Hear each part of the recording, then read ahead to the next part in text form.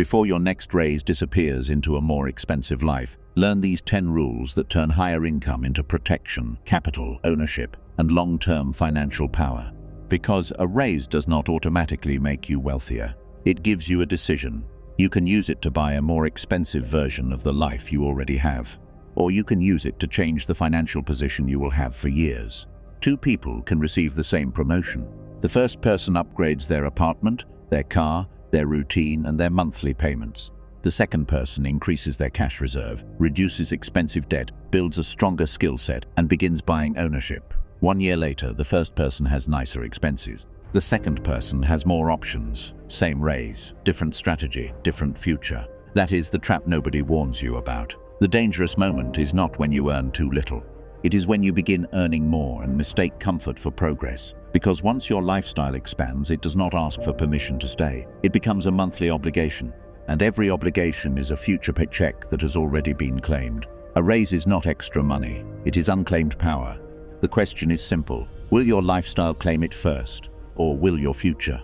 These 10 rules will show you how to capture the raise, protect it, remove pressure from your life, increase your earning power, and convert income into ownership. Not through extreme deprivation, not through fake wealth promises, through a deliberate order. And rule 6 is where everything changes. Because that is the point where income stops being something you spend and starts becoming something you command. Rule 1. Give the raise a job before it arrives. Most raises disappear because they arrive without instructions. The money enters your account. Then your current life sees it first. Your bills see it, your habits see it, your expectations see it, and your future receives whatever is left. Usually, nothing. This is not because people are careless. It is because unassigned money is always claimed by the loudest expense. A raise without a purpose becomes lifestyle inflation. A raise with a purpose becomes financial position. Before your raise takes effect, decide what every new dollar is supposed to do. There are 4 jobs your raise can perform. The first is protection, money that gives you room when life becomes unstable. The second is pressure reduction, money that weakens the obligations draining your future income. The third is capability, money that increases your value, your options, or your access. The fourth is ownership, money that begins buying productive claims on your future. Before your first higher paycheck arrives, decide which of those 4 jobs every new dollar will serve. Do not decide at the dealership.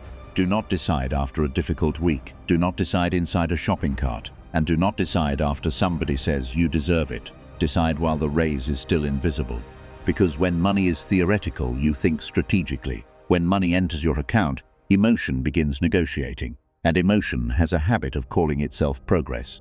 The first rule is simple. Do not let your raise arrive as free money.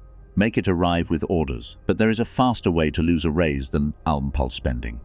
You can turn it into a payment that follows you every month. That is rule 2. Raise your assets before you raise your obligations. A celebration lasts 1 weekend. A recurring payment lasts years. That is the difference most people fail to see. They do not lose their raise in one reckless decision. They lose it through commitments that return every month. A more expensive lease, a larger car payment, a premium phone contract, more subscriptions, more convenience, more lifestyle spending that quietly becomes permanent. Then one day the raise is gone, but the obligations remain. This is how higher income can make someone weaker. They earn more, then they need more, then they cannot afford for their income to fall. That is not progress.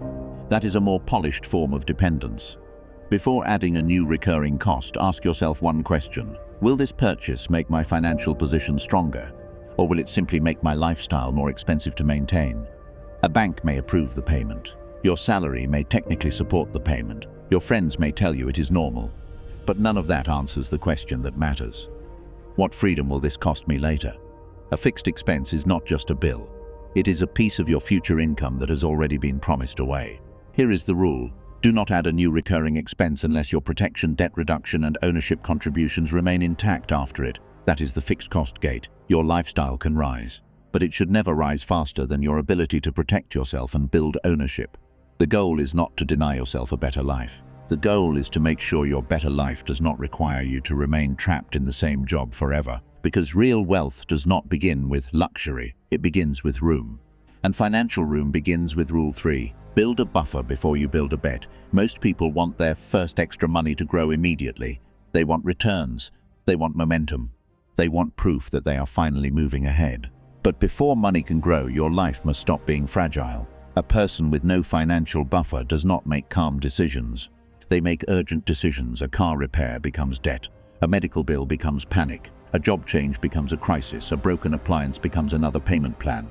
When you have no margin, every unexpected problem forces you into a weak position. You borrow when you should wait. You sell when you should hold. You accept the wrong job because you cannot afford to leave. You say yes to a bad deal because you cannot afford to say no. That is not only a money problem, it is a power problem. A financial buffer is not idle money. It is decision-making power. It gives you time, and time gives you options. So calculate the minimum monthly cost required to keep your life stable. Not your ideal lifestyle, your stable life. Then begin using part of the raise to build accessible protection against ordinary financial shocks. Your number will be different from someone else's. That is fine. The objective is not to chase a perfect number. The objective is to stop ordinary emergencies from becoming long-term financial damage. A buffer does not make you rich overnight. It makes you harder to pressure, and once you have begun building that room, you will see something clearly. Some of your money is not protecting your future. It is renting it out to your past. That is destructive debt. Rule 4. Attack the debt that rents your future. Debt is not always a cage, and debt is not always leverage. The question is not whether debt exists. The question is what it does to your future income. Does it create a useful asset? Does it create earning capacity? Does it create productive value? Or does it keep charging you for a life that has already been consumed? That distinction changes everything. Some obligations help build something useful. Others take tomorrow's income and spend it on yesterday's comfort. Then they charge you for the privilege. This is why high-cost, non-productive debt is so dangerous. Every month it takes money from the person you are becoming to pay for the person you are trying to be. Build a simple debt map. Write down the balance, the cost, the monthly payment, the remaining term. And ask one question: does this create value, or does it only consume cash flow? Then identify the obligation that creates the most pressure without building anything useful. That is the debt your raise should begin weakening. Not because it feels exciting, it will not, but because every destructive payment you remove gives your future income a new option. Less pressure means more choice. More choice means more strategic power. Do not confuse visible investing with actual progress.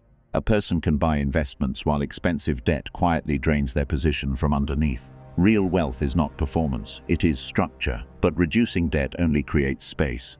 The next rule decides what you build inside that space. Rule 5. Buy capability that changes your price. Not all self-investment is strategic. Some of it simply makes you feel productive. A course can be useful, a certification can be useful, a tool can be useful, but only if it changes something real: your earning power, your credibility, your access, your bargaining position, your ability to move into a stronger market. The weak version of self-investment makes you feel busy. The strong version makes you more difficult to replace. Before spending your raise on a skill, tool, or credential, answer 3 questions. What specific opportunity will this open? How will I prove that I can use it? And what action will I take with it within the next 90 days? If you cannot answer those 3 questions, it may still be interesting, but it is not yet strategic. The goal is not to collect knowledge. The goal is to change your price in the market. A raise should not only improve your present income, it should increase your ability to create stronger income later. That could mean a skill that lets you negotiate from strength, a portfolio that proves your value, a license that opens a higher paying field, a tool that saves you hours every week, a capability that allows you to create value without depending entirely on one employer.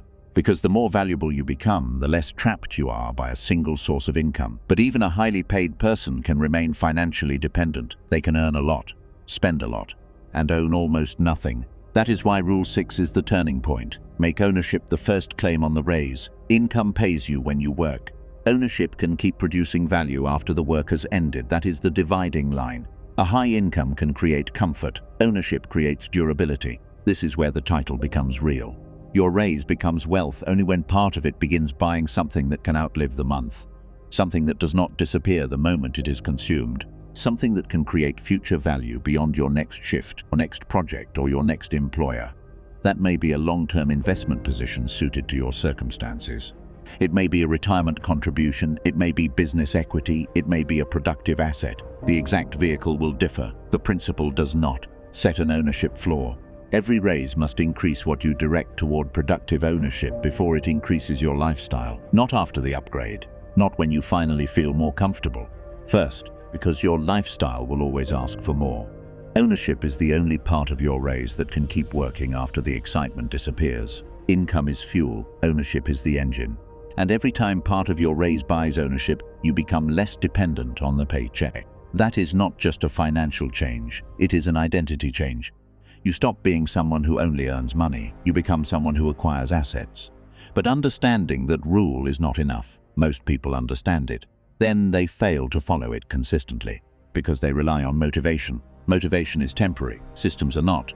Rule 7, automate the transfer before life interrupts it. Rule 1, gave your raise a job. Rule 7, make sure the job gets it done, because payday's full of good intentions. 3 weeks later, life feels expensive again. A birthday appears, a sale appears, a repair appears, a restaurant bill appears, and suddenly, the money meant for your future becomes another exception. That is why intention is too weak. Your future should not depend on how disciplined you feel after a difficult week. When the raise begins, automate the transfers on the same pay cycle, a portion toward protection, a portion toward reducing destructive debt, a portion toward capability, a portion toward ownership. Do not wait until the end of the month. Do not save whatever remains. What remains is rarely strategic. What moves first is. Automation removes negotiation. It prevents every paycheck from becoming an argument between your long-term position and your short-term mood. If wealth building is optional every month, life will always find a reason to delay it. But when the system moves first, your lifestyle must adapt to reality. That is not deprivation, that is command. You are telling your money where it goes before the world tells you where it went. And now there is one final enemy of the raise. The belief that every sign of progress must become visible immediately. Rule 8, make every upgrade pass the 3-paycheck test. There is nothing wrong with enjoying more money. The problem begins when enjoyment becomes entitlement, when every raise demands a visible reward, a better apartment, a newer car, a more expensive routine, a lifestyle designed less for your real needs and more for how your life appears to other people. Before adding any new recurring lifestyle expense, wait 3 full pay cycles. During those 3 pay cycles, keep your protection contribution intact, keep your ownership contribution intact, keep your debt reduction plan intact, and do not finance the upgrade with borrowed money. Then ask one question: does this still fit without weakening my future? If it does, it may be a deliberate upgrade. If it only works by reducing ownership, increasing debt, or assuming your income can never fall, then it is not an upgrade. It is a liability wearing attractive packaging. The 3-paycheck test protects you from emotional spending disguised as progress. It gives your raise enough time to become real power before lifestyle inflation claims it. And it reveals an uncomfortable truth. Most people do not spend to improve their lives. They spend to make their progress visible. But visible progress is not the same as financial progress. Real wealth often begins in places nobody applauds. That is why Rule 9 matters. Keep the raise quiet until the structure is real. The early stage of wealth is often invisible. It looks like restraint. It looks like a person earning more without immediately changing everything around them. It looks like debt shrinking, cash strengthening, assets growing quietly where nobody can see them. This is difficult because the world rewards visible proof. People notice the new car, they notice the expensive vacation, they notice the watch.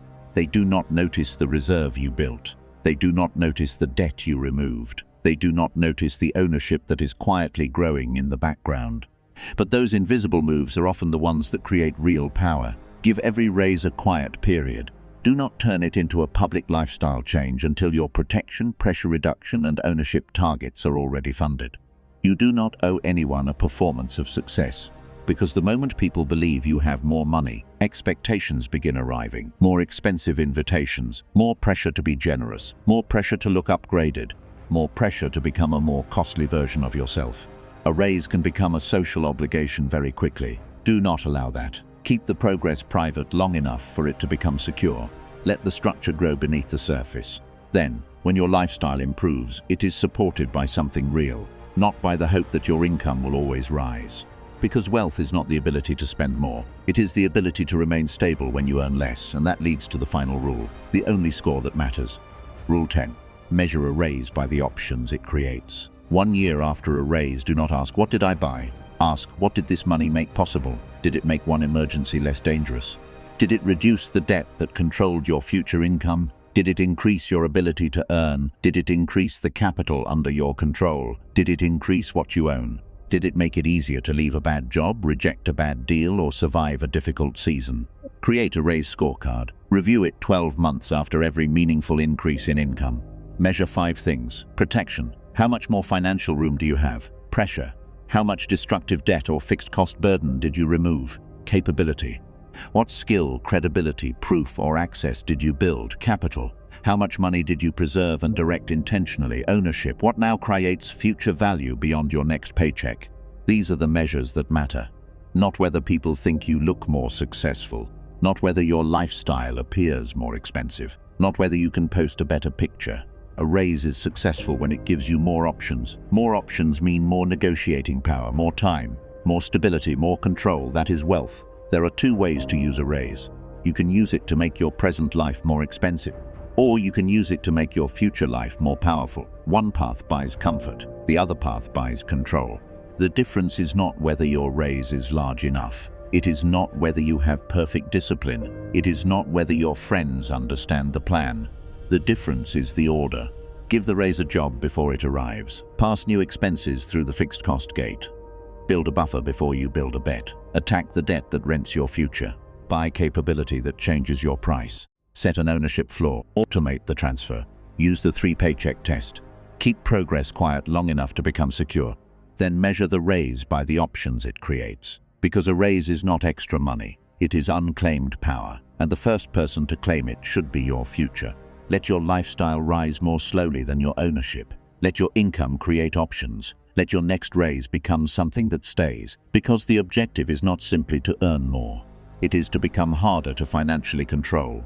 And the next question is even more important. How do you use the job you already have, not merely to earn income, but to turn your time, skills, and current position into leverage?